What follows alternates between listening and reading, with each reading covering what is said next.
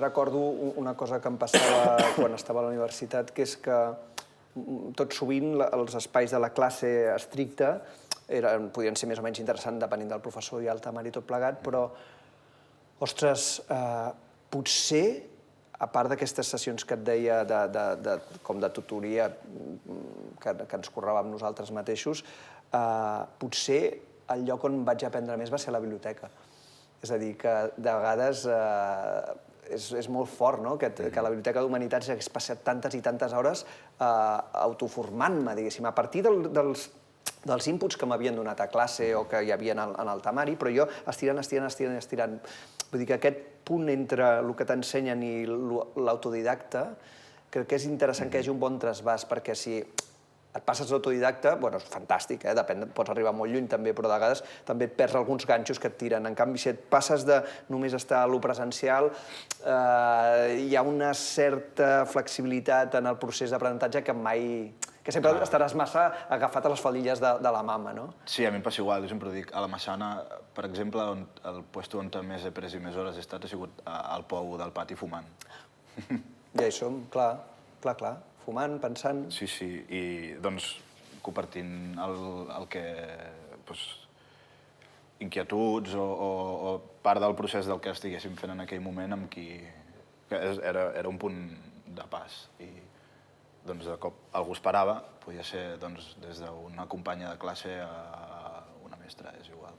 Bueno, és tot allò que passa que no tindria per què passar i que es permet que passi perquè hi ha certs espais i certes maneres de fer que deixen que l'atzar s'introdueixi a les nostres vides, que és el més fecund de tot, no? Perquè si no, quan et poses a fer una obra i ja saps com acabarà, és un rotllo patatero. En canvi, si et cau el tinter, si et truca no sé qui, si es mor no sé quantos, si tens una ressaca terrible, totes aquestes coses que són externes i incontrolables acaben allà i enriqueixen allò, perquè al capdavall, si només t'has de nodrir exactament el que tu tens a dins i vols expressar perquè ets l'artista, això és un cunyàs, és molt més, hosti, que tot jugui, no? Sí, al final és això, si tires la vista o la memòria enrere, te'n recordes més d'aquestes anècdotes o aquests moments puntuals a cada espai que, bueno, jo, sincerament, de classe sí, recordo alguna cosa, però no tinc tan clar el que m'havien explicat o el que m'havien ensenyat molt explícitament a classe fins que no començo a... A jugar-hi. Sí, a jugar-hi. Ara tot just acabes de començar a fer de professor o ja havies fet de professor abans? Sí, jo estava de tallerista, bueno, estic encara de tallerista al MACBA, fem un taller per primària, i aquest any estic fent classes al campus de la Salle, a Bonanova. A quines edats? Si els tallers del MACBA són tercer de sisè de primària i això és primer de carrera, doncs jo suposo que els meus alumnes deuen tenir 18 anys, orbitant els 18 anys, però o una mica més. I què ensenyes als dos tallers? Estic fent il·lustració. Ells ja fan com l'assignatura de pintura i coses més tècniques i jo entro una mica més, poso en joc lo conceptual, com convertir idees en imatges que puguin funcionar o bueno, sobretot parlo també d'algú que he valorat molt, que he pres a la Massana, també, que és agafar la responsabilitat d'agafar una veu per dir coses, el que sigui, que poden ser més o menys transcendentals, però des d'on ho dius i com ho dius, no? Molt important. És molt important i és el que intento transmetre sobretot. Hosti, costa, vull dir que és un tema... Costa molt. I què et trobes? Què t'has trobat així com d'entrada en aquests grups? Què és el que notes quan comences o quan acabes i quin és el... Bueno, trobo que és gent que tampoc està tan lluny de la meva edat. Vull dir, en el fons ens devem portar menys de 10 anys amb els meus alumnes, però clar, també han sigut... O sigui, cada cop les coses esdevenen i evolucionen i canvien més ràpid i és una... En contrast amb el que jo he viscut o amb com jo tenia la seva edat, és una generació que... O sigui, és una gent que li interessa la producció d'imatges, però alhora o sigui, tenen també un hàbit de consumir-ne molt per sobre de les possibilitats de tothom, en realitat. Hi ha com sobresaturació. Sí, i això genera, trobo, que genera molts... Quina seria la paraula? Abans de començar tens tanta informació que ja no saps on posar-t'hi perquè... És això, genera complexes abans de començar o de saber com començar, perquè en el fons estàs venint una mica no, estàs venint a aprendre com articular totes aquestes eines i quines són per professionalitzar-te en aquest camp, no?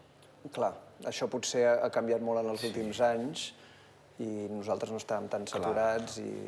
No ho sé, jo suposo que sí, que tampoc vull dir que no soc un pureta, com per dir, a mi què m'han d'explicar. Vull dir que tenim moltes coses en comú perquè jo això també ho visc, però d'una altra manera, crec. I sí, et trobes com aplacant complexes d'entrada. Per permetre que els alumnes aconsegueixin expressar-se o començar a treballar l'expressió. Complexes en el sentit que a vegades tens molt més clar com vols que sigui que què vols que sigui. I és en plan... però comencem des de baix, anar obrint des de baix, no? Perquè si el que t'interessa és arribar a aquest resultat, et queda molt... Molt de camí. Clar, et queda molt de camí. Llavors serà frustrant si no comencem agafant les coses des del principi.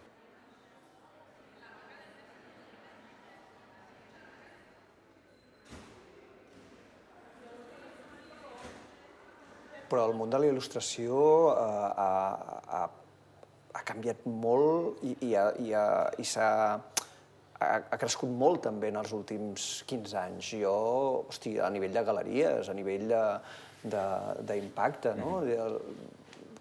No sé, el 2000 no es veien quadres i exposicions i galeries dedicades a la il·lustració tal com s'està veient ara el 2020. Notes potser que això els alumnes ho pateixen d'alguna manera o al revés? És com més oportunitat i alhora més pressió. Hòstia, jo això no ho tinc gaire clar perquè el món de la galeria i dins del que com a mi m'agrada entendre la professió i estic bastant fora, no hi estic gaire posat, la veritat. Però bueno, també... També aquests alumnes venen amb un perfil molt concret. Val.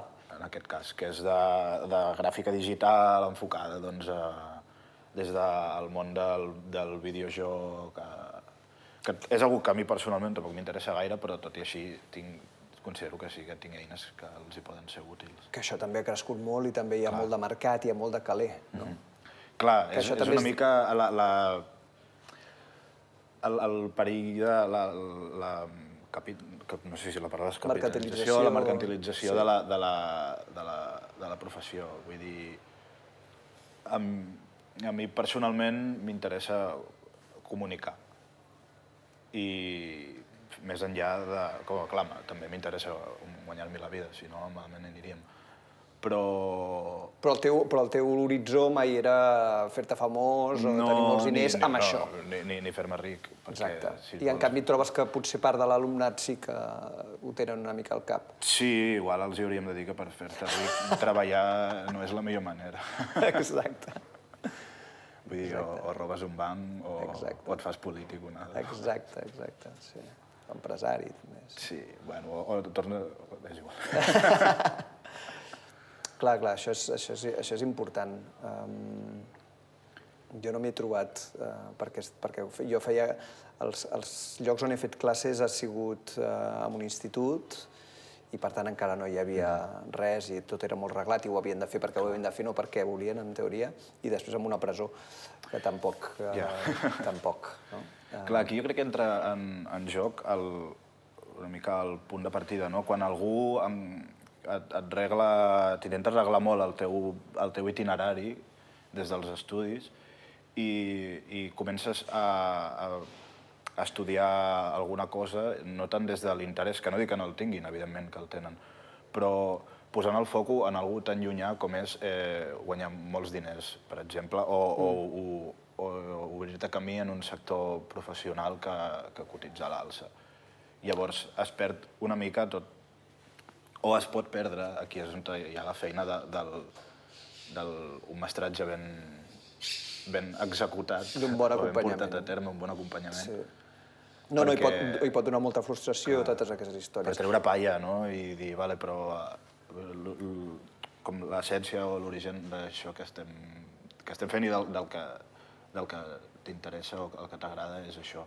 La resta és legítim, però tot es pot fer. Sí, la creativitat i la veu personal, clar, topen de cara amb un món on mana la pela. Llavors, com es conjuga l'ensenyament d'una professió creativa amb el guanyar-te la vida, amb l'encaix laboral, amb totes aquestes històries.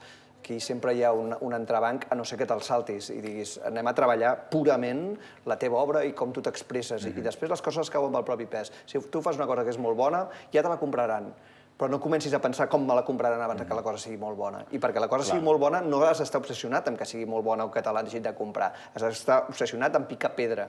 Sí, i no deixar de banda com incentivar tota l'estona també l'esperit crític. Al final... Completament.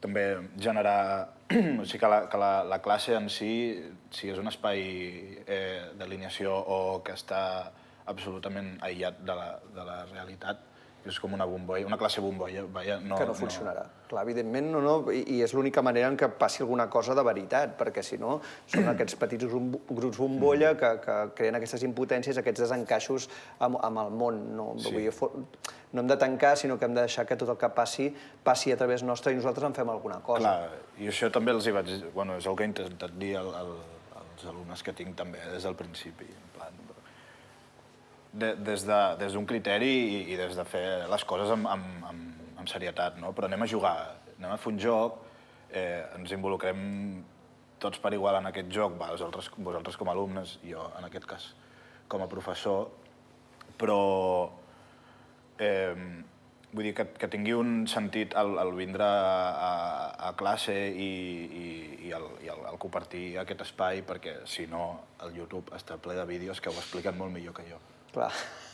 I que són molt més barats que pagar la matrícula d'una universitat.